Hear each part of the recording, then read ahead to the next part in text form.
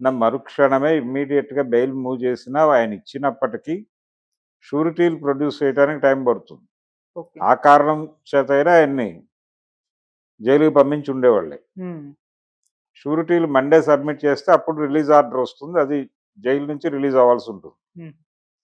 కాబట్టి ఈ వెసులు ఏం జరిగినా సోమవారం వరకు ఉండక తప్పని ఒక అనివార్యతని క్రియేట్ చేసిన మాట వాస్తవం. ఓకే. జైలుకి వెళ్ళటం అనేది చాలామంది జైలుకి వెళ్ళిన వాళ్ళు మనకు తెలుసు కదా ప్రముఖులు. ఇందిరాగాంధీ గారిని తీసుకెళ్లి జైల్లో కూర్చోబెట్టారు కదా! ఆ రోజున హోంమంత్రిగా ఉన్నటువంటి చరణ్ సింగ్ గారు. ఆ తర్వాత ఆవిడ బయటకొచ్చేశారు. ఆ తర్వాత జరిగినటువంటి ఎన్నికల్లో 80 ఎలక్షన్స్‌లో ఆవిడ మెజారిటీతో గెలిచి ఒక అద్భుత విజయాన్ని నమోదు చేశారు. అలాగే నాదెండ్ల భాస్కర్‌రావు తనకు వెన్నుపోటు పొడిచినప్పుడు రామారావు గారు ఇక్కడ అసెంబ్లీ ఎదుట ధర్నా చేస్తున్నప్పుడు ఆయన్ని కూడా అరెస్ట్ చేశారు కదా! హ్మ్. నెల తిరగకుండా ఆయన మళ్ళీ ముఖ్యమంత్రి అయిపోయాడు. కానీ ఆ రోజున అక్కడ ధర్నా చేస్తున్నప్పుడు పోలీసులు ఆయన్ని ఎక్కించుకొని జీప్‌లో తీసుకెళ్ళటం, అవన్నీ ఇప్పటికీ ఫోటోస్ ఉన్నాయి కదా! నెట్‌లో అవైలబుల్‌గానే. అవును. కాబట్టి అరెస్టులు జరుగుతాయి. ఎవరినైనా అరెస్ట్ చేయాల్సిన సందర్భం వచ్చినప్పుడు చేస్తారు. చంద్రబాబు నాయుడు గారు 52 రోజులు ఉండొచ్చాడు. జగన్మోహన్ రెడ్డి గారు 16 నెలలు ఉండొచ్చాడు హ్మ్. జైల్లో. కాబట్టి అరెస్టు జరగటం ఒక స్టార్ హీరో అనేది ప్రశ్న కాదిక్కడ. ఓకే. హీరోలను అరెస్ట్ చేయకూడదు లాంటి రూల్స్ ఏం లేవు. ఆల్రెడీ జైలుకెళ్ళిన హీరోలు కూడా ఉన్నారు. సంజయ్ దత్ సంజయ్ టాడా దత్. కేసులో జైలుకెళ్ళొచ్చాడు కదా! దర్శన్. దర్శన్ ఉన్నాడు. అవును. అలాగే రాంగ్ సల్మాన్ కేసా ఖాన్. మరొకటా అనేది పక్కన పెడితే హీరో సుమన్ కూడా జైలుకి వెళ్ళి వచ్చిన వాడే కదా! అవును. ఇలా జైలుకి వెళ్ళటము హీరోకి దీనికి అంటే వాళ్ళ స్ట్రెచర్‌కి సంబంధం ఉండదు. ఎవరైనా క్రైమ్ జరిగినప్పుడు ఆ క్రైమ్‌లో అతని బాధ్యత ఉంది అనుకున్నప్పుడు కేసు పెట్టినప్పుడు దానికి ఒబే అయి ఉండాలి. హ్మ్. కోర్టులో బెయిల్ తెచ్చుకోవాలా, బయటకు రావాలా అయిపోతుంది అంతే. ఈ కేసు ట్రయల్ జరిగినప్పుడు అప్పుడు అది ఎప్పుడైనా జరగచ్చు. ఈరోజు ఎల్లుండే జరుగుతుందని ఏం లేదు. హ్మ్. ఆ ట్రయల్ అనేది ఎప్పుడైనా జరగచ్చు. పోలీసులు ఇప్పుడు ఆయన భర్త మాట్లాడుతున్నాడు. అవును. అల్లు అర్జున్ గారు చాలా మంచివారు. ఆయన ప్రమేయం ఏమీ లేదు దీనిలో. ఆయన్ని అనవసరంగా అరెస్ట్ చేశారు. ఒకవేళ అవసరమైతే నేను ఫిర్యాదు ఉపసంహరించుకుంటాను అంటున్నాడాయన. హ్మ్. కానీ జరగాల్సిన కార్యక్రమం జరిగిపోయింది. ఓకే. ఇప్పుడు ఆయన ఏం మాట్లాడినా కోర్టుకి సమర్పించుకోవాల్సి ఉంటుంది. అది అది కూడా సోమవారమే జరగాలి. హ్మ్. సోమవారం కంప్లెయింట్ చేసిన వ్యక్తే ఇలా మాట్లాడుతున్నాడు అనేది కూడా ఒక పాజిటివ్ గ్రౌండ్ కింద తీసుకొని కోర్టు బెయిల్ ఇవ్వడానికి సహకారం అవ్వచ్చది ఓకే. ఈ మాటలు. అలా బెయిల్ ఇచ్చేసి షూరిటీలు పెట్టేసుకొని ఆ రోజు సాయంత్రానికి మండే ఈవినింగ్‌కి ఆయన మళ్ళీ బయటకొచ్చేసి ఒక సక్సెస్ మీట్ పెట్టుకోవచ్చు. జైలుని గెలిచొచ్చేసాను అని. హ్మ్. అయితే ఇక్కడ ప్రాథమికంగా చూడాల్సిందేంటంటే, అంటే ఈ అరెస్ట్ వెనకాల రాజకీయ కారణాలు ఉన్నాయని మాట్లాడేవాళ్ళు మాట్లాడుతున్నారు. అవును. దాంతో పాటు అనేక విషయాలు ఇప్పుడు లగ్చర్లలో జరుగుతున్నటువంటి ఇన్సిడెంట్లు, ఈ ఫార్మా క్లస్టర్స్ అనే పేరుతో ల్యాండ్ పూలింగ్ చేయటము, హ్మ్. అలాగే ఇతర ప్రాంతాల్లో సామాన్యుల్ని వేధించటము, హ్మ్. ప్రభుత్వ ఆస్తుల పరిరక్షణ పేరుతో జనాల మీద చేస్తున్నటువంటి దాడులు, వీటన్నిటి నేపథ్యంలో కొంచెం ప్రజల దృష్టిని డైవర్ట్ చేయటానికి హ్మ్. ఈ అరెస్ట్ జరిగింది అని కూడా కొంతమంది మాట్లాడేస్తున్నారు. కానీ ఏమైనా కానీ, ఏం జరిగినా కావచ్చు. అక్కడ ఒక దారుణమైనటువంటి తొక్కిసలాట జరిగింది అనేది వాస్తవం. ఓకే. ఆ తొక్కిసలాటలో ఆ అమ్మాయి చనిపోయింది అన్నది వాస్తవం. ఆయన మీద కేసు నమోదైంది అనేది వాస్తవం. విద్యార్థి సంఘాలు థియేటర్ దగ్గర ధర్నాలు చేసి ఆయన అరెస్ట్‌ను డిమాండ్ చేశాయి అనేది కూడా వాస్తవం.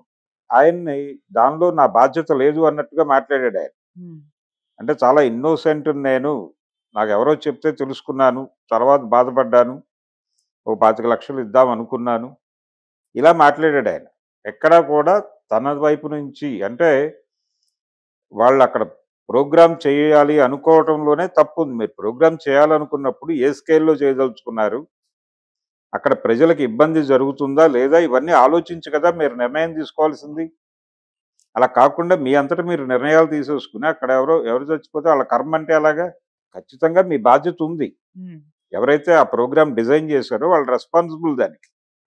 కేవలం అల్లు అర్జున్‌ని, థియేటర్ యాజమాన్యాన్ని పెట్టడం కాదు. ఈయన్ని ఏ11గా పెట్టారు. ఆ మధ్యలో ఎవరెవరు ఉన్నారనేది ఇంకా బయటకు రాలేదు. అవును. ఈ డిజైన్ చేసినటువంటి వాళ్ళు కూడా ఉండి ఉండొచ్చు. సో వాళ్ళందరినీ అరెస్ట్ చేయాలి, వాళ్ళందరినీ తీసుకెళ్ళాలి, వాళ్ళందరినీ కరగడాలనకాలు పెట్టాలి. ఇది ఇండస్ట్రీకి ఒక గుణపాఠంగా ఉపయోగపడుతుంది. హ్మ్.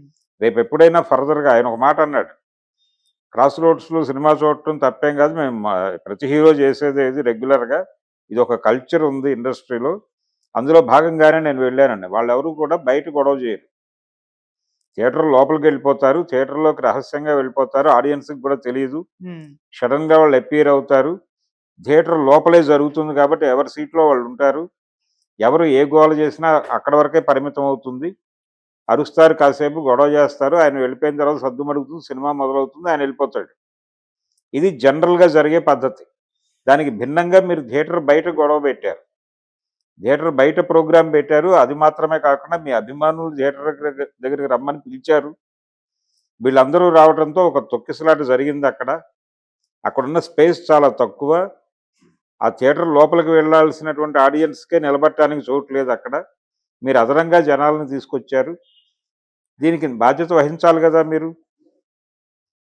మీరు ఒక వ్యాపార ప్రయోజనం కోసం చేశారు అది. దీన్ని ఒక ఈవెంట్గా మార్చి ఆ ఈవెంట్ని ప్రమోట్ చేసుకోవడం ద్వారా సినిమాకు బజ్ క్రియేట్ చేయాలనేది మీ వ్యూహం. అందుకని మీ వ్యాపార ప్రయోజనం కోసం ఒక మహిళను చంపేస్తే రైట్ ఎవరిచ్చారు మీకు? అందుకని ఇప్పటికైనా సరే కన్ఫెసివ్ టోన్తో మాట్లాడాలి ఆయన. హ్మ్. జరిగిన దానిలో మా డిజైనింగ్ లోపం ఉంది, మా బాధ్యత ఉంది అని ఖచ్చితంగా మాట్లాడాలి. ఆయనకు సంబంధమే లేదు, ఆయనకు అమాయకుడు, ఆయనకేం తెలియదు అని మాట్లాడితే ఎలాగా? కోర్టులో కూడా అదే మాట్లాడారు వారి తరఫున న్యాయవాదులు. హ్మ్. ఆయన ప్రమేయం ఏముంది, నేరుగా ఆయన ప్రమేయం ఉందా అంటే ఆయన రావటం వలన జరిగింది అది. ఆయన రావటము, ఆయన బహిరంగంగా అంటే ఓపెన్ ప్లేస్లో ఈ కార్యక్రమాన్ని నిర్వహించటం వలన జరిగిన ఇబ్బంది. అలాగే ఆయన టీం, ఆయన అభిమానులందరికీ మెసేజ్లు పంపించడం వలన జరిగిన ప్రమాదం అది. ఈ మొత్తం డిజైన్ చేసింది ఎవరు? నిర్మాతలకు తెలియకుండా జరిగిందా? వాళ్ళు కూడా ఇన్వాల్వ్ చేయాలి దీనిలో. చేస్తే ఏంటంటే ఒక గుణపాఠంగా ఉంటుంది. ఫర్దర్గా ఎవరైనా ఇలాంటి ఈవెంట్స్ చేస్తే వాళ్ళు బాధ్యతగా వ్యవహరిస్తారు కనీసం. ఇది ఒక గుర్తుంటుంది. అల్లు అర్జున్ లాంటి వాడే జైలుకి వెళ్లాల్సి వచ్చింది, కొంచెం ఒళ్ళు దగ్గర పెట్టుకుని ఏర్పాట్లు చేయండి, అక్కడ జనాలు ఇబ్బంది పడే పరిస్థితి ఉందా లేదా చెక్ చేయండి ముందు, ఎంతమందిని మనం అక్కడ అకామిడేట్ చేయగలం అంతమంది వచ్చేలాగానే ప్లాన్ చేయండి. అంతకంటే తగ్గాలి తప్ప పెరగకూడదు.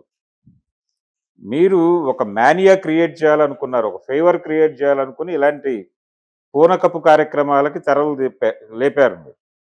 అందుకు ఖచ్చితంగా మీరు రెస్పాన్సిబిలిటీ వహించాలి. మీరు జైలుకి వెళ్ళడం తప్పేం కాదు, అల్లు అర్జున్ జైలుకి వెళ్ళటం అనేది ఎంత మాత్రమూ తప్పు కాదు. ఓకే. అతను దానికి తగినవాడే.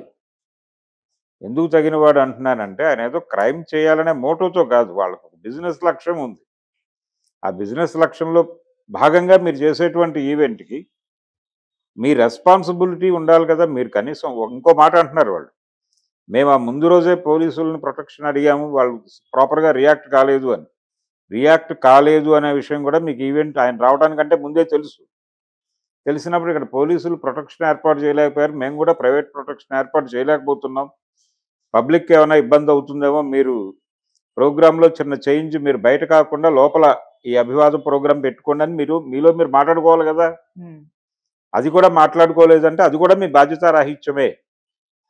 పోలీసుల మీద నెపం నెట్టే ప్రయత్నం చేస్తున్నారు తప్ప మీ బాధ్యతారాహిత్యం గురించి మీరు ఎందుకు కన్ఫెస్ అవ్వరు? నేర అంగీకారం చేయడానికి మీరు ఎందుకు మొహమాట పడుతున్నారు? ప్రపంచం మీదకి నెపం నెట్టే ప్రయత్నం ఎందుకు చేస్తున్నారు? ఈ ప్రశ్నలకు సమాధానం చెప్పాలి కదా అల్లు అర్జున్. హ్మ్. సో ఇది యాటిట్యూడు, ఇగోకి సంబంధించిన గొడవ. నిజానికి ఆయన ఆ రోజే ఆయన మొహంలో కళ తప్పింది. ఏది? సక్సెస్ మీట్లో ఆయన ఫేస్ నార్మల్గా లేదు. ఓహ్! ఆయన మాట్లాడిన మాటల్లో కూడా, ఆయన టోన్లో కూడా ఒక నార్మల్సీ కనిపించలా.